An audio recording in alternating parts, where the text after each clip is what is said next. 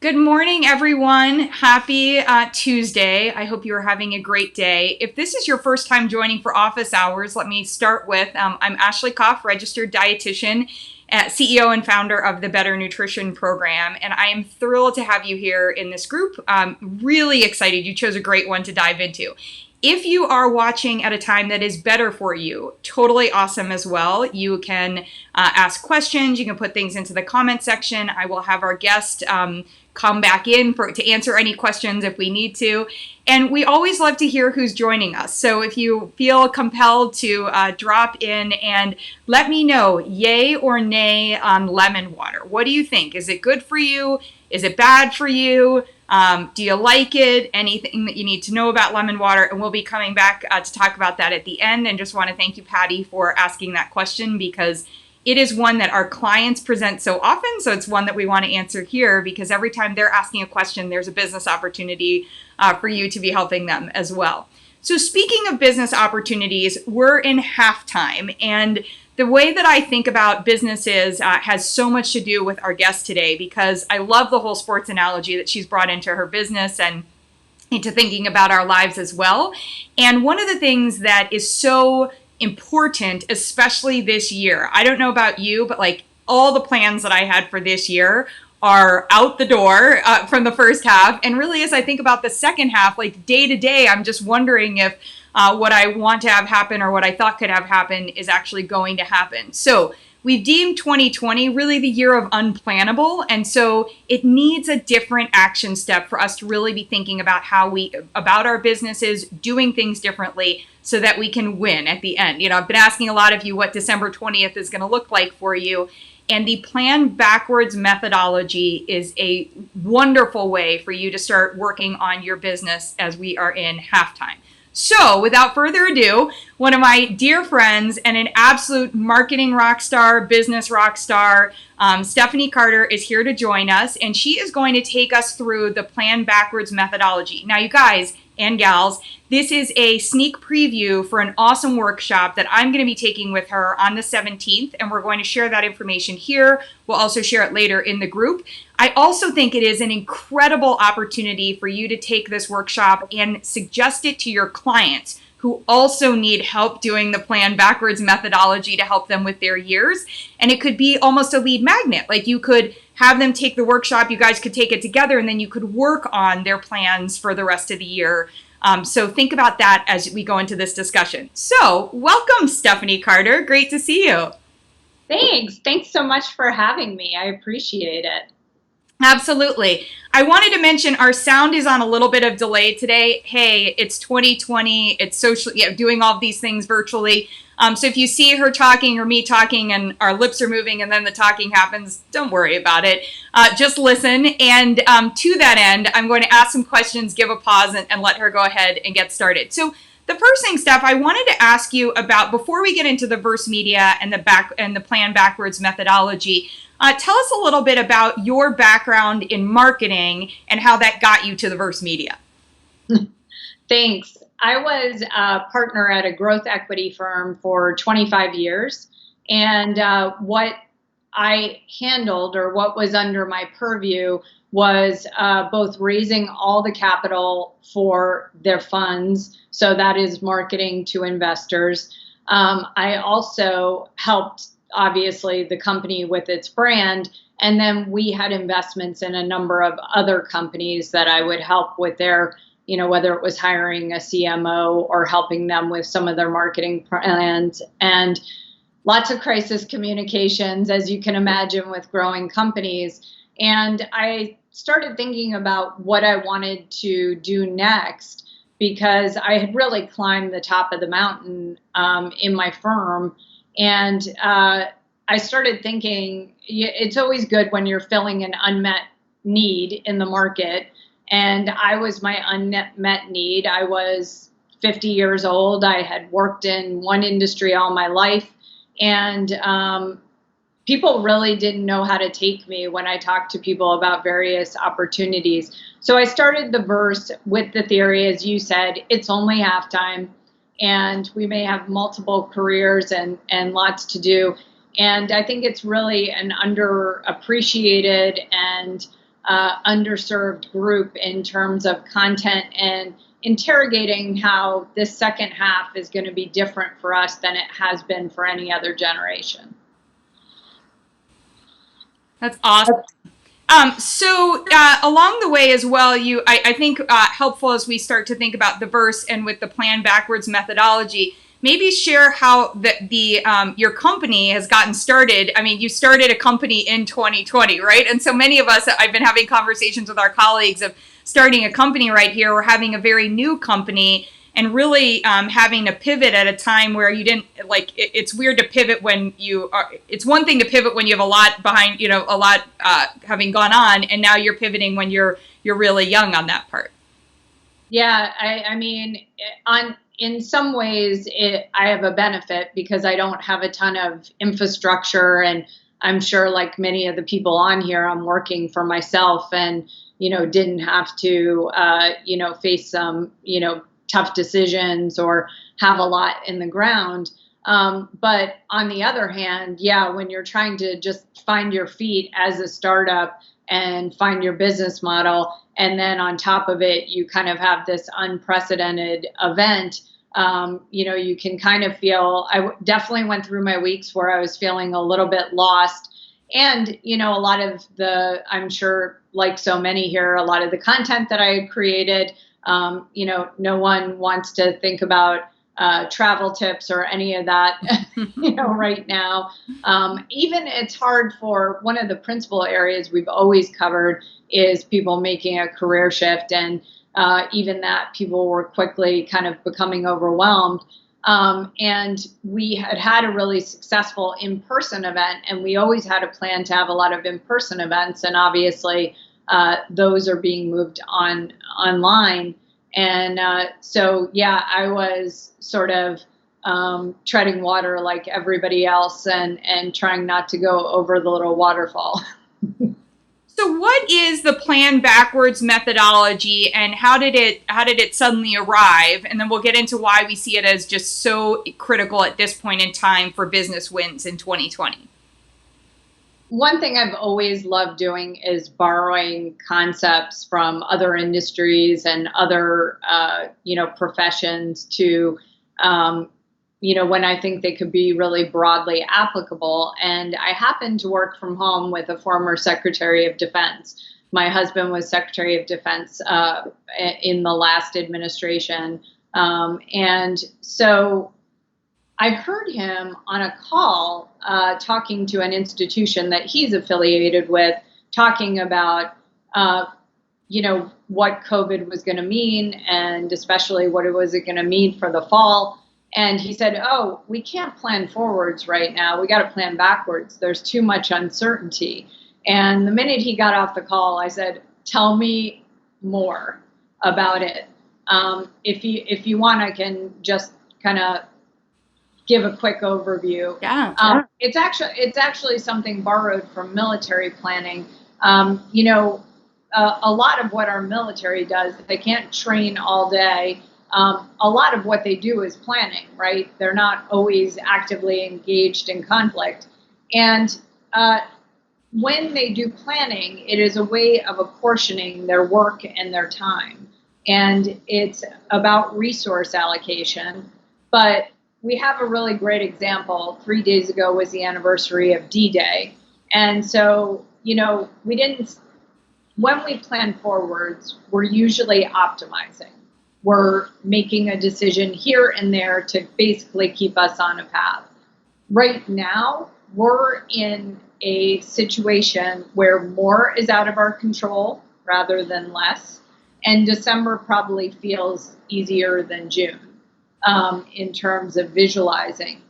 And with D-Day, there was an objective set to land on the beaches in Normandy on, I think it was actually June 5th, and they had to skip a day. But they had to make 3 different plans. They had to say, what if we have a breakthrough and we're very successful against Germans? What if we have a defensible beachhead? And what if we actually have to get back on boats and retreat? But what they did for each of those scenarios was said, what did I have to do to get here? If I am landing on a beach, Where would I have needed to have weapons? Where do I need to have people placed? And they worked their way backwards to where they were. And right now, this is a way, when you try to prediction's kind of hopeless right now. It takes you out of the picture. So we are trying to move things back into putting you back in the picture and only defining actions you can take. So say for year end, you want to be doing, you want to be seeing a certain amount of clients and have your business, running at full capacity. What are all the things you would need to do to get there? Forget about what states are going to mandate. Are we going to be, quote, back to normal? Quick answer, we're never going to be back to normal. And, what will happen on a bunch of fronts? You can take all that overwhelm out. And things may be different in December, but it won't be because you didn't take the steps that you could have taken to put yourself in the position to, for lack of a better term, land on that beach. And I think that is such a genius concept right now for people. So how, from a workshop standpoint, you're going to be taking people, so tell us a little bit about how it actually works. Like, so we've talked a little bit about the theory of it, which I think is so helpful to understand. That's a great concrete example because you also shared 3 scenarios. And one of the things that I've been working with a lot of you on is actually having a couple of different scenarios. And for whatever reason, just like our patients, we struggle a lot with having this scenario of what if I actually have a success? What if I have a win? So what if my program has 30 people in it? Like, I've got to be in position to have those 30 people, and like, what do I need to do on that part? So if we plan backwards, if we want to be there, what's the workshop approach to learning how to implement this methodology? I think we would, in this case, take year end.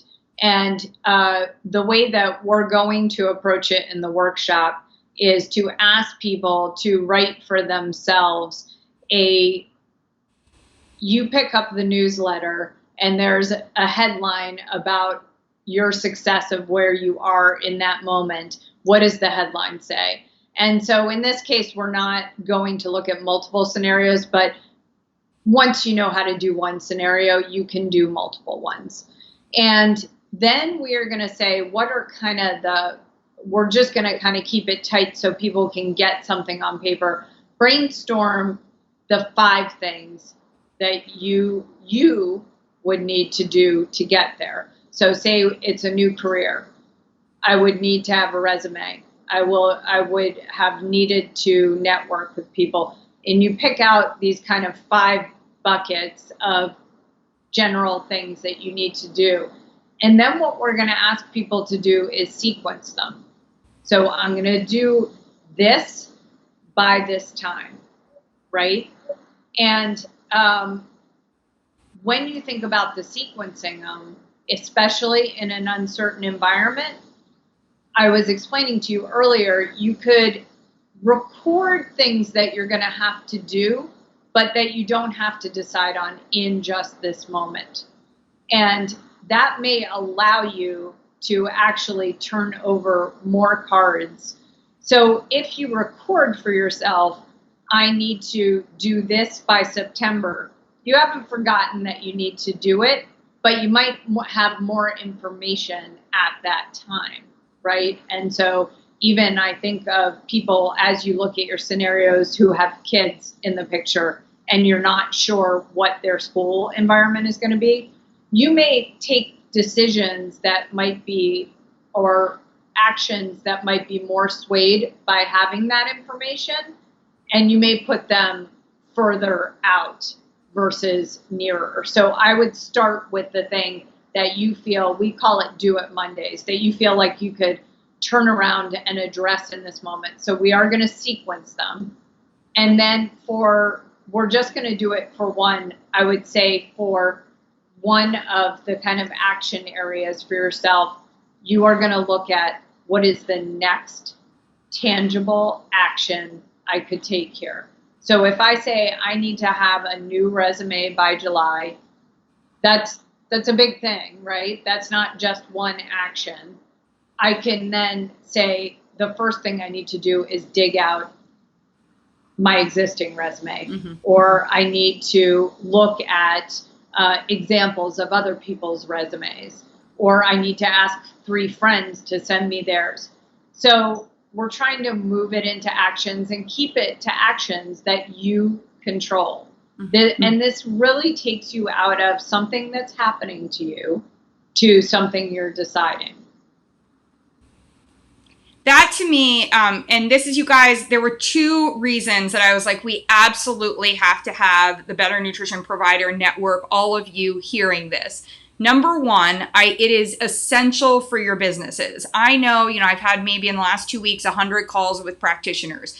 When I've had those conversations, I'm hearing a lot of, I know what I know what I want December 20th to look like. I always choose December 20th, not the 31st, because I like 11 days off. So I always am like, okay, I'm ending on December 20th. That's arbitrary, but just noting that for you.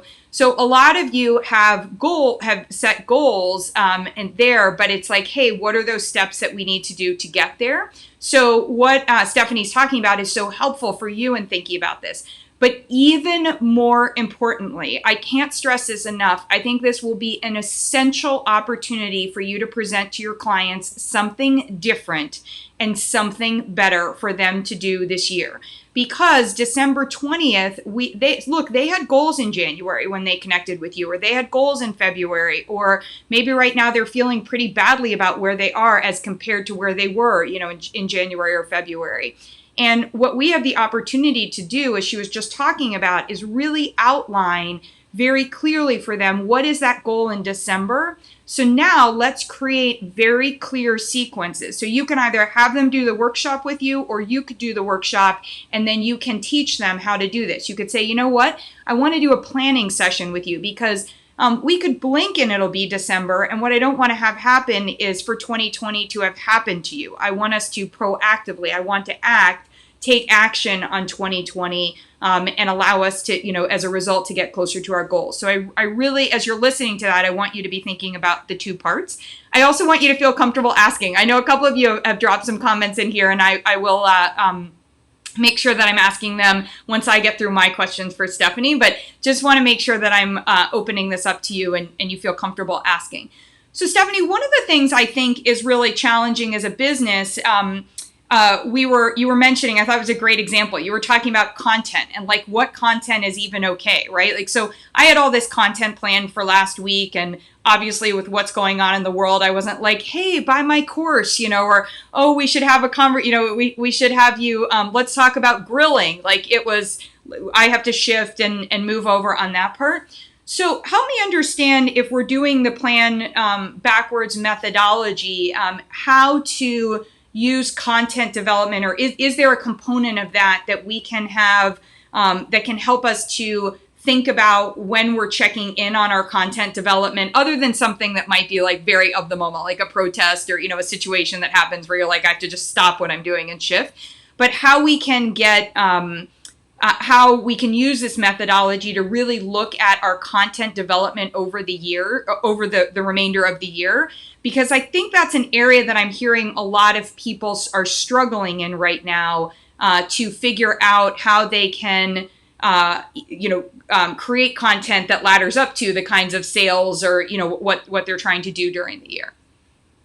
Yeah, I think that right now, again, this is something that, look, we should all be willing to change our mind and meet the moment. But what I've tried to do is actually think about what kind of where my headspace is, and actually think about my first ruling concept is be useful, right? But the other thing is, I think that you have to think about where people might be. So one of the things I've thought about is being useful, but nudging people forward. And so I would try in planning backwards to kind of capture a feeling like, the summer may be a time, and these are kind of natural seasonal things. The summer may be a time, yes, there's going to be more scrambling, but it may be a time that people want to think a little less. They want to, um, you know, engage with different types of content and things that don't make them think so hard. And I think that's just kind of a natural mood that we're always in.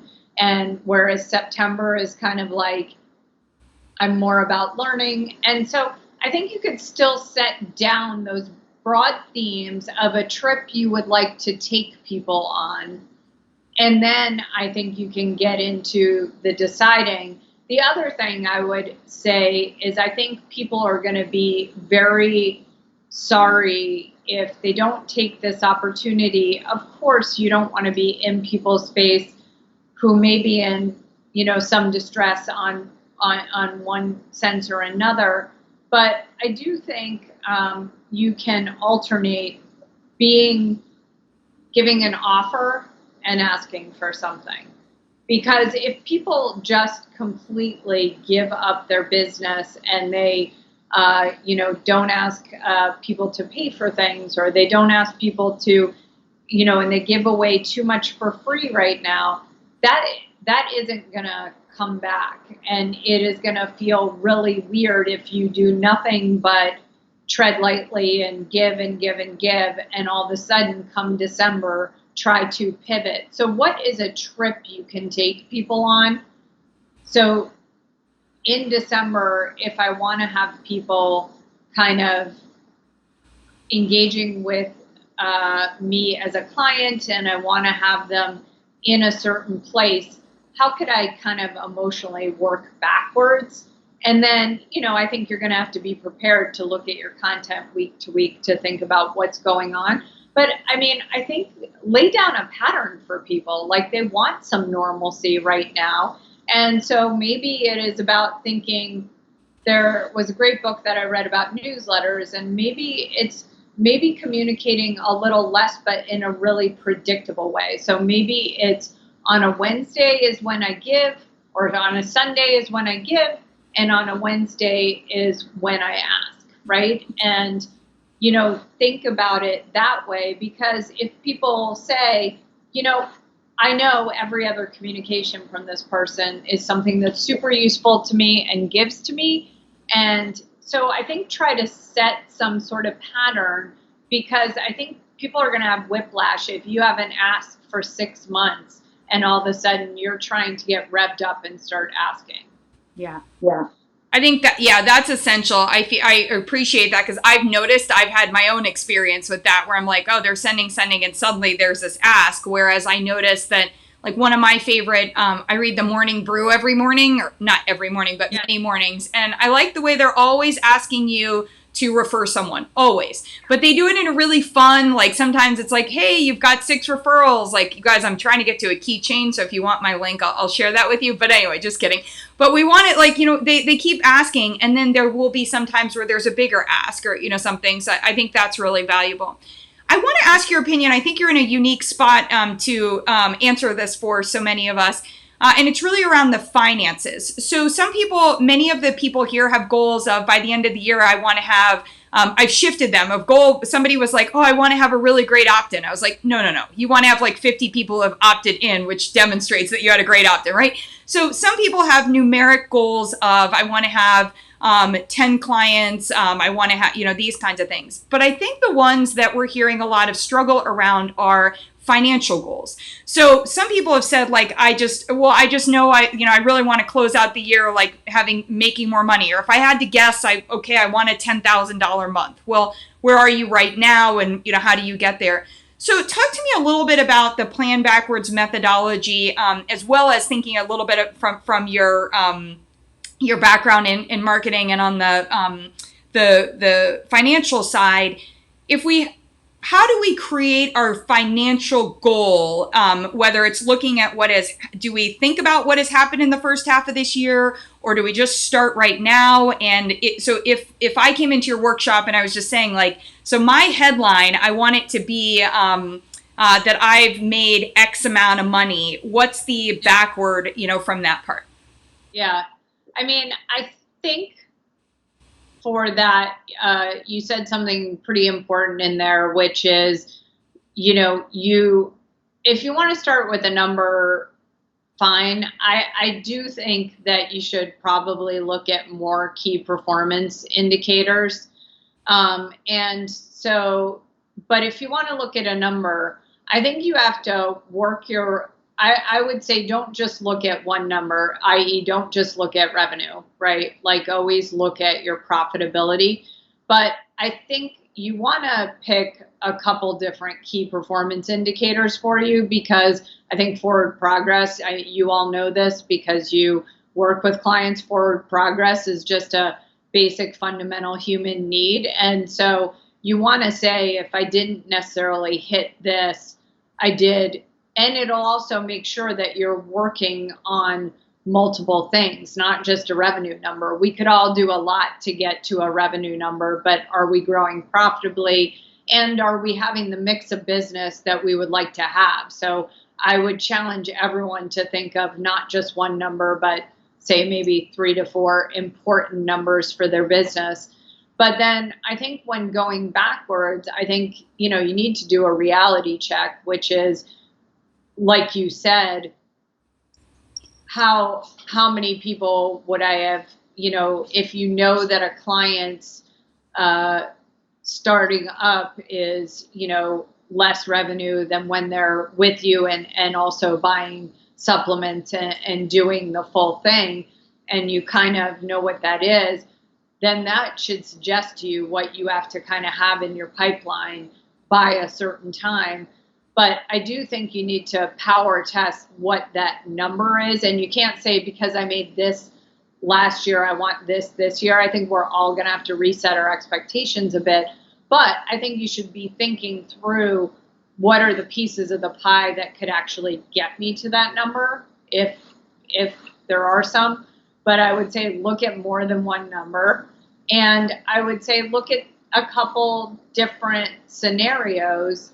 And, I think that could help you with when certain investing in your business decisions come up, to say, is this really the time to spend on this, or should I be putting, the gas on this type of thing?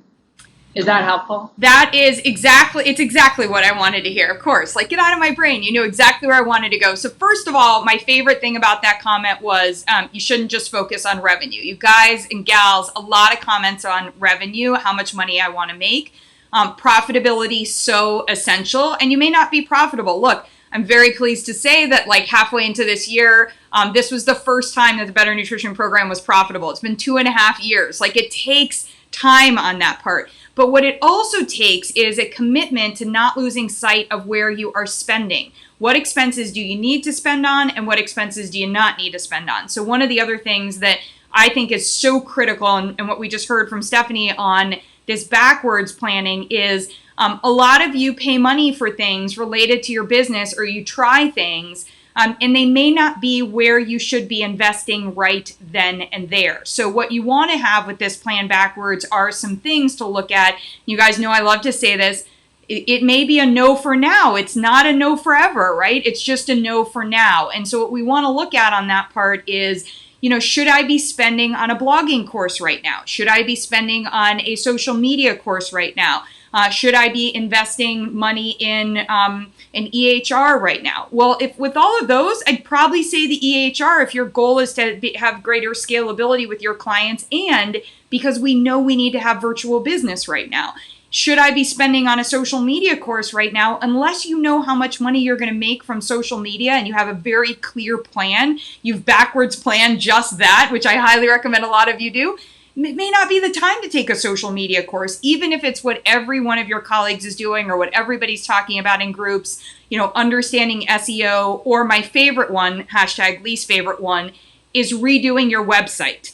Spending time to redo and money right now to redo your website when you're trying to actually grow, get more clients, grow your email list, things like that, probably not the best investment. So these are things, as you know, we talk about in our one-on-ones. They're also things for those of you that have the bonus from the virtual business school we're talking with Jason about in 2 weeks. So I'm excited for that session. But I think as you're looking at your plan backwards, this is so essential for you to focus on. So I am really grateful that you brought that one up. We had a question just on the marketing front that came up, and that is about how do you know, I think I'm going to paraphrase it. How do you know what works when you're trying to plan? I don't know what works, is I think what they're saying. So one of the challenges is in that planning backwards, maybe they're feeling like they're guessing a bit. So how do you, I think it's a really good time to, I heard it from you, but where I want to take the question is, in this workshop and using this methodology, you said something in the beginning about looking at the individual action steps that you can take, as opposed to wondering about, what's going on around you.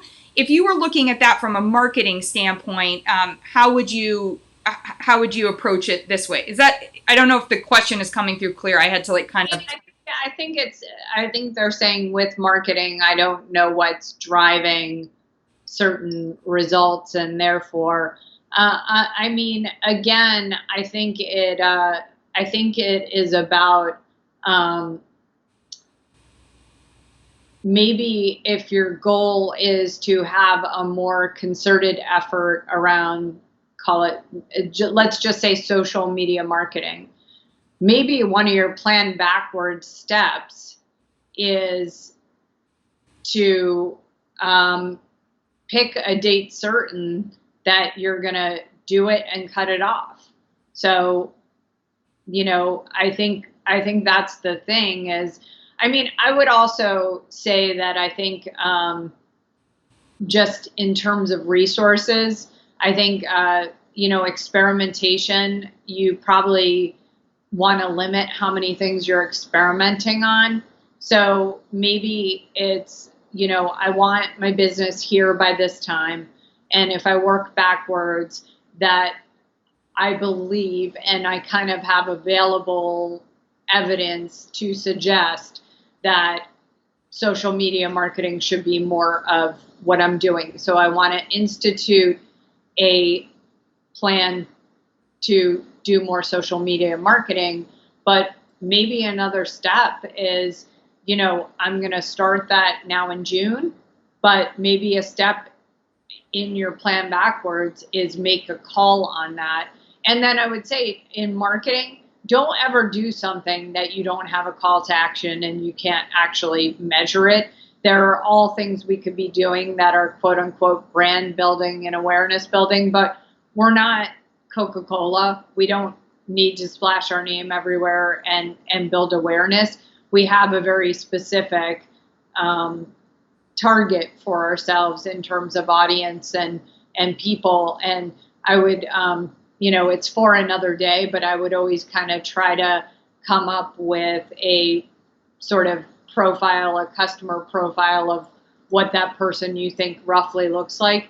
So before trying something, kind of ask yourself just some basic logical questions. There's no science to it. It's like, do I see my client actually being on TikTok? Well, then if so, I'm not going to invest in TikTok if that's not the answer. But I would say that, put in your backwards plan to try something and when to make a decision on it. But it should be, anything in marketing, I think, should be grounded on reasonable expectation.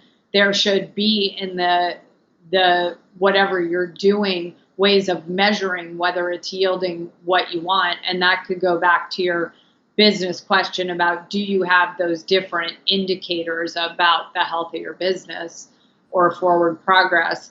But overall, I don't think, I mean, I don't think it's time to do things that are experimenting only because the mental toll. I mean, you're probably juggling more than you're usually juggling.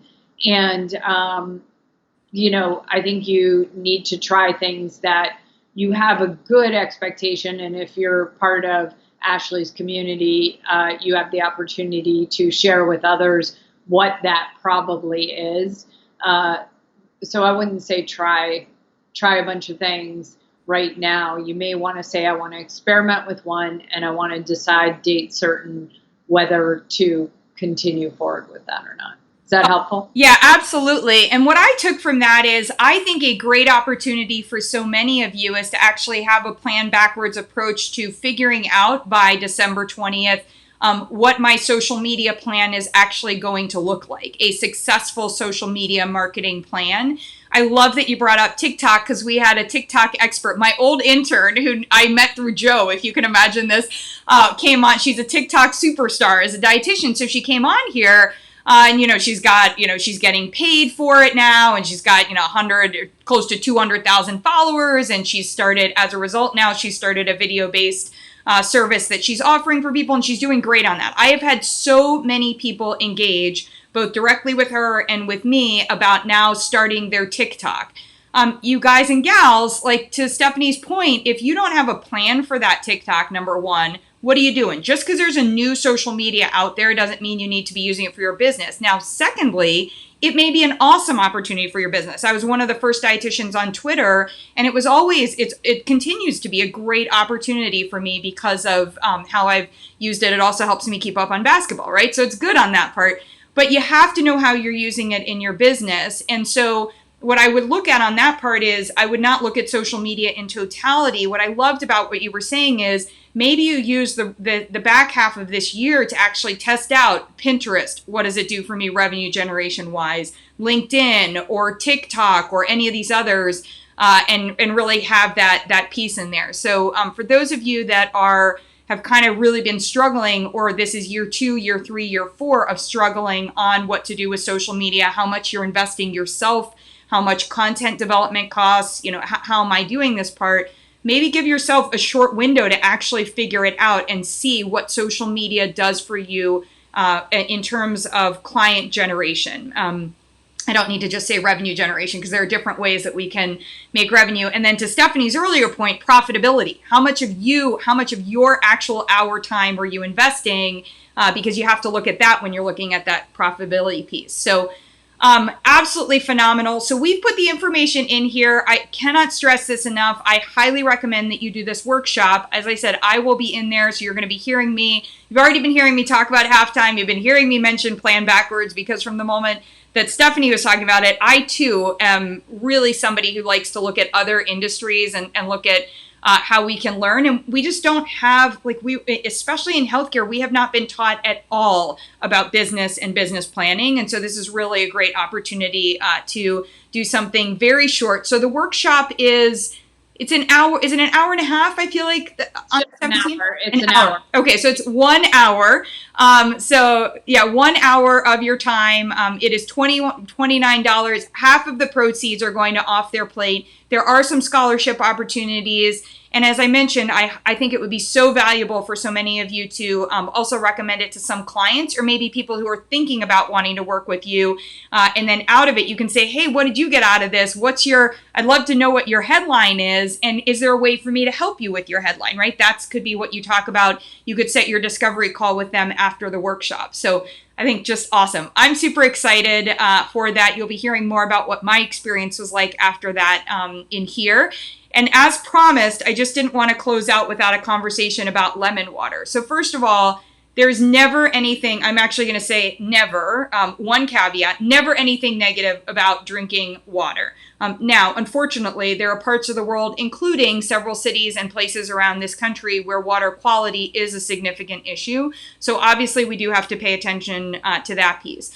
But lemon water, why it's come up and there's a lot of great information about it, but also why it gets dismissed is because there are general statements that are made that are not appropriate or correct when it comes to our physiology. So if you tell somebody that they need to be alkaline, or if somebody says, I need to follow an alkaline diet, or I'm alkaline, I want my body to be alkaline, then they're going to be dead, because our body tightly regulates our pH, as we know, right? You guys don't need me to go through this part, but obviously there are different places in our body where the pH, and the body's going to tightly regulate that. And then throughout our digestive system, we know we have different pHs we're going all along, right? So what we're talking about, the alkaline piece, we are talking about the fact that the stomach is intended and needs to be very acidic so as to break down things like proteins and fats. And when that broken down material crosses into the small intestine, I describe it as we kind of go through a car wash. And as we go through that car wash, sodium bicarb should be released, and you should have a more, in order to take that something that was a more acidic pH and turn it into more alkaline, because for the survivability of good bacteria, for nutrient absorption, for a lot of great reasons, our small intestine, the pH there is better when it is more alkaline. So what we want to think about with that part is, if that is the case, how do we understand the physiology that actually creates that in the body? Drinking alkaline water does not create an alkaline forming situation in the small intestine. In fact, for some, it actually could be problematic with what we're looking at in the stomach, but also it could be problematic in what we're looking at with how that water became alkaline. A lot of those alkaline waters, they just add a bunch of calcium in there. Not better for your kidneys. The price tag of them, not better for your budgets. I'd rather you drank more water, ate more organic fruits and vegetables, buy frozen, any of these other things. So what we don't want to do is just think about like, hey, where we see alkaline, we want that part. But why is lemon water then discussed? When you take lemon, which is a weak acid, so it's acidic out here, when that lemon water arrives into the body, that lemon is actually going to help the release of that sodium bicarb.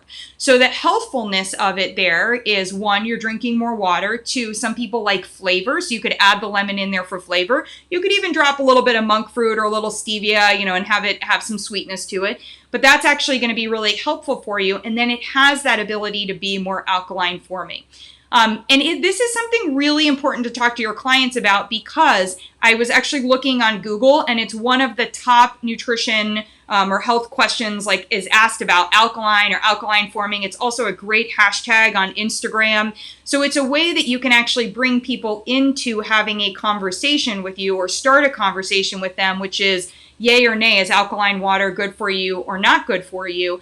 And we also have our alkaline guide. So for those of you that have the shop of tools, or who have just purchased the alkaline guide, or maybe have it as a part of the package of tools that you've purchased, you can use that as a giveaway for when you're asking that question, a call to action. As Stephanie was saying, it's always great in marketing to have a call to action that then we can engage people from on that part. Now, there are some negatives.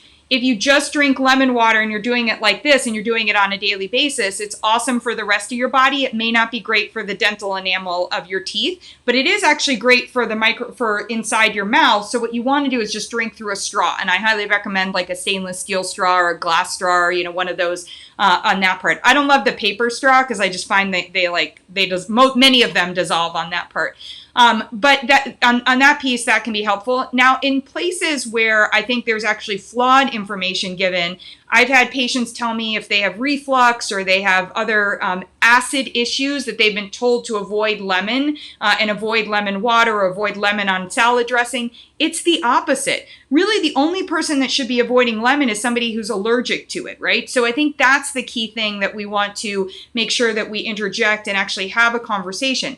Now, if somebody tells you that they're avoiding lemon water or lemons because their doctor mentioned that they've got acid reflux, etc., every bell in your brain should be going off about doing a digestive tune-up with them, and then sharing that information with their doctor and showing them how you've progressed them on that acid issue, because we know how to address that acid alkaline issue, and oftentimes we know it's about shifting and giving the body what it needs in the different places that it needs it, in terms of nutrient wise. So that is the end rant. I hope, Patty, that I helped you out on that part. I know some people were asking for research studies on it. I actually didn't look up the research studies on that part. Some of your colleagues were sharing that piece there.